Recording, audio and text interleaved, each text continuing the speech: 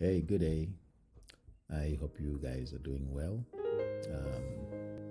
It's something that I was just reading, the story of the Samaritan woman and Jesus at the well. Most of you knows that story.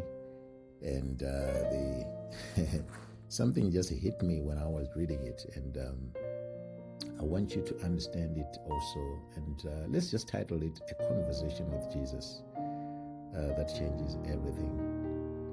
So this is how the story begins.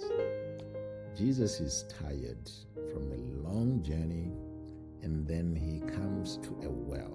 He sits by the well, and later on, a Samaritan woman comes.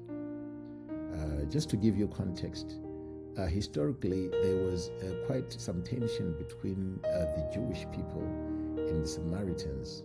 And the Jewish men would hardly talk to any women publicly. That was just how it is. And so Jesus made a certain request which was quite extraordinary. It wasn't ordinary, looking at this background of their culture. And Jesus asked for a drink, say, can I have a drink of water? And the Samaritan woman was quick to point that out to Jesus, to say, how could you ask me, a Samaritan woman? Us Jews and Samaritans, we do not talk. So that's basically the story. But something that is quite interesting about this story as it progressed, because firstly she said, you, a Jewish man, how could you ask of me, a Samaritan woman? So she looked at Jesus as that one common Jewish man who had really nothing. I mean, she already despised him, and the fact that he was even talking to her. But as the progression of this conversation unfolds, we see that her suspicion turns into respect, because after Jesus said that if you knew who you were talking to, I would give you living waters, and you will not thirst again.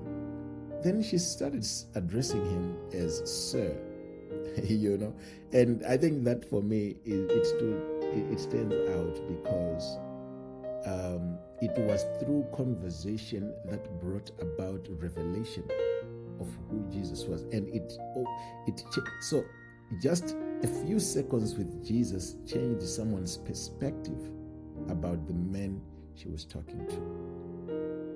And when Jesus asked, because then the woman said later on in the story, you read it, it's a very interesting story. Then Jesus said that, go and get your husband. That was when all things broke loose, because now the woman says, okay, who is this guy? And then, she was honest to tell him that she had no husband.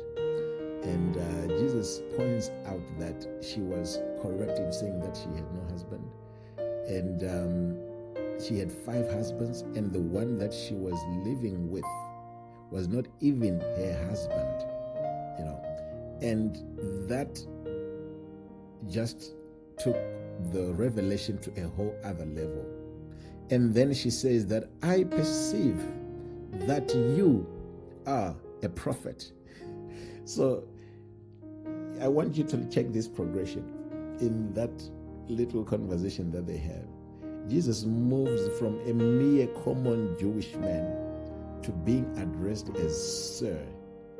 And then now he is being addressed as the prophet, So there was a gradual revelation about who she was talking to, about Christ.